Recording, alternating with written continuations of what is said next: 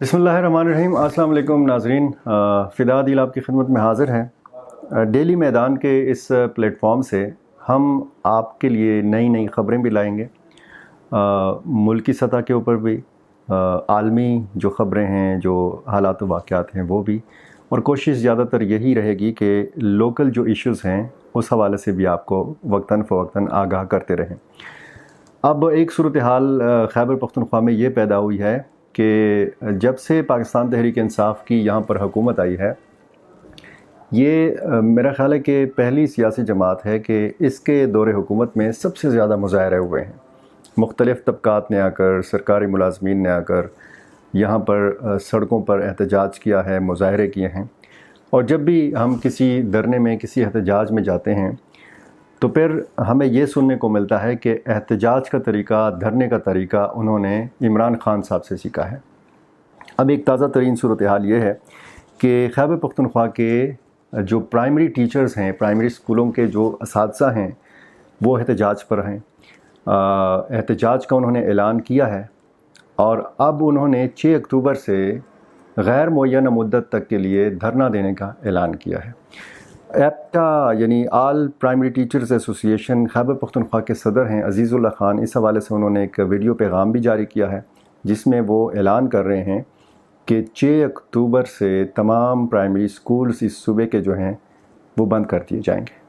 6 अक्टूबर को सूबा भर में जो मेल स्कूल है प्राइमरी वो बंद होंगे, फ़ीमेल स्कूल जो है वो खुले रहेंगे। उसमें हमने ख़वातीन असातिज़ा से कहा है कि आप स्कूलों में रहेंगे और वहाँ पे कुरान ख़वानी का अहतमाम करके इस पुरअमन धरने की कामयाबी के लिए दुआएं करेंगे। जी, आपने सुना अज़ीज़ुल्लाह ख़ान साहब जो सदर हैं एप्टा के, उन्होंने कहा कि वो एहतजाज नहीं करना चाहते क्योंकि असातिज़ा जो हैं वो सड़कों पर मुनासिब नहीं है कि वो सड़कों पर हों, एहतजाज करें। अज़ीज़ुल्लाह ख़ान साहब कह रहे हैं कि बड़े जायज़ उनके मुतालबात हैं और ये हुकूमत को मानने चाहिए। 2018 में रूल्स तब्दील हुए हैं, उसके मुताबिक जो प्राइमरी स्कूल का टीचर है उसके अपॉइंटमेंट के लिए बुनियादी तालीम जो है वो BA BSc कर दी है। तो इसी तालीम के मुताबिक दीगर कैडर में, हाई में, मिडल में जो टीचर्स भर्ती हो रहे हैं वो 15 और 16 में जा रहे हैं इनिशियली। उसी क्वालिफ़िकेशन के मुताबिक हमारे प्राइमरी में वो हमें इनिशियली 12 स्केल दे रहे हैं। ऑल प्राइमरी टीचर्स एसोसिएशन का ये कहना है कि वो अगर मुज़ाकरात करेंगे तो खैबर पख्तूनख्वा के वज़ीर आला महमूद ख़ान साहब के साथ, वज़ीर तालीम शहराम ख़ान तरक़ई के साथ और वज़ीर ख़ज़ाना तैमूर सलीम झगड़ा के साथ करेंगे।